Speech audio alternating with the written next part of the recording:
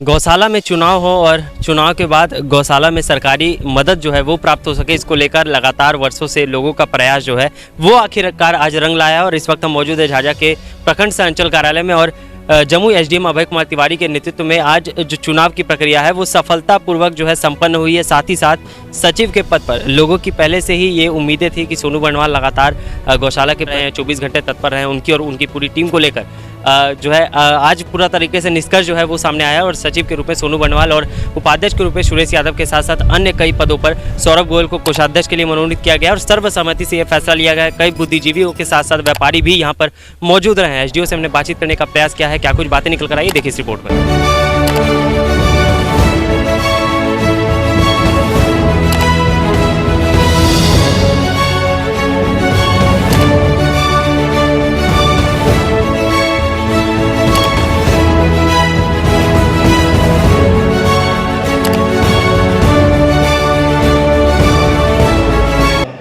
आज जमुई जिला अंतर्गत झाझा प्रखंड में अवस्थित श्री कृष्ण गौशाला के चुनाव की तिथि थी।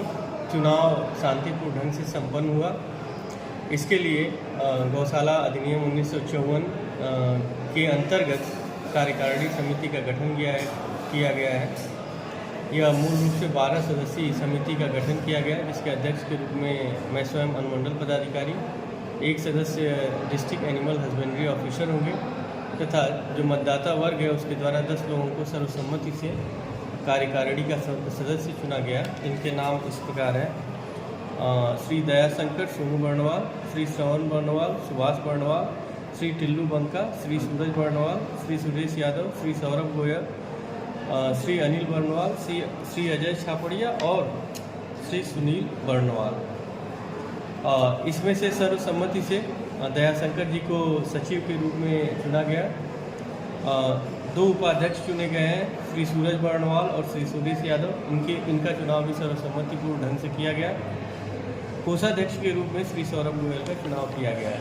इस प्रकार झाझा गौशाला की कार्यकारिणी समिति और पदेन सदस्य एवं पदाधिकारियों का चयन किया गया। टोटल कितने लोग थे?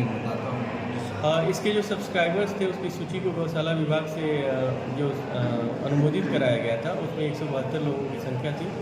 इन लोगों को यहाँ गौशाला की सूची से लेकर सब्सक्राइबर्स को भेजा गया गौशाला विभाग, पशुपालन विभाग, वहाँ से उसका अनुमोदित सूची। सर, बहुत दिनों से लोगों को इंतज़ार थी कि सरकार की मदद जो है वो गौशाला तक पहुँचे। तो आपकी ये पहल जो है सर कहीं ना कहीं ये काम आई और अब लोगों की उम्मीदें जो है ये पूरी होती दिखाई दे रही है। तो क्या लग रहा है कि अब सरकार झाझा गौशाला की सफलता यहाँ के लोगों के अथक प्रयास और कठोर मेहनत का परिणाम है।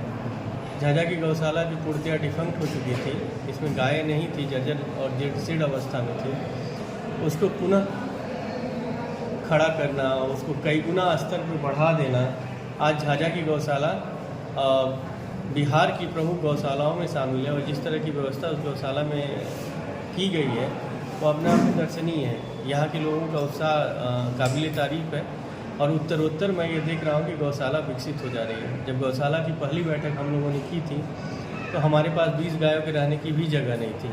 आज 3-3 सेट बन चुके हैं, ओपन स्पेस है, गाय के बछड़े बाकायदा पीपल के पेड़ों के आसपास खेलते कूदते नज़र आते हैं। तो एक अपना एक सुरम्य और रमणीक वातावरण रहता है जहाँ कहीं ना कहीं गौशाला गायों गोवंश की रक्षा के साथ साथ एक आध्यात्मिक अनुभूति भी जनता के द्वारा लिया जा रहा है। और ये गौशाला झाझा की उस गहरी सांस्कृतिक विरासत की जड़ों को दर्शाती है जो अपनी संस्कृति